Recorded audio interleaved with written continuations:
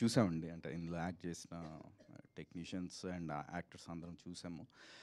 And definitely ఈ movie ఒక కొత్త ఎక్స్పీరియన్స్ ఇప్పటివరకు మనం తెలుగులో ఇప్పటివరకు చూడని ఒక కొత్త ఎక్స్పీరియన్స్ డెఫినెట్గా ఇస్తుంది ఈ మూవీ.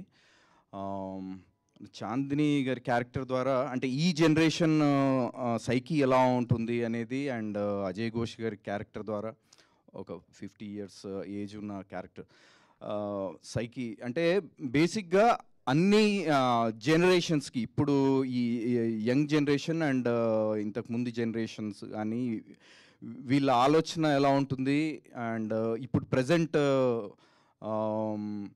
అండ్ ఇందాక భానుచందర్ సార్ చెప్పారు ఎవ్రీ ఫ్యామిలీలో ఏవైతే క్లాషెస్ ఉంటాయో ఫ్యామిలీ మెంబర్స్ మధ్యలో ఉండే ఈ ఎమోషన్స్ కానీ ఇవన్నీ చాలా ప్రాపర్గా శివ గారు డీల్ చేశారు.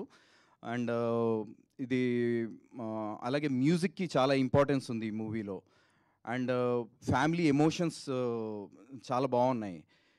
డెఫినెట్గా ఇది అందరికీ అంటే ఒక ఫ్యామిలీ అందరికీ కూడా చిన్నపిల్లల దగ్గర నుంచి పెద్దవాళ్ళ వరకు అందరికీ డెఫినెట్గా కనెక్ట్ అయ్యే మూవీ అవుతుంది.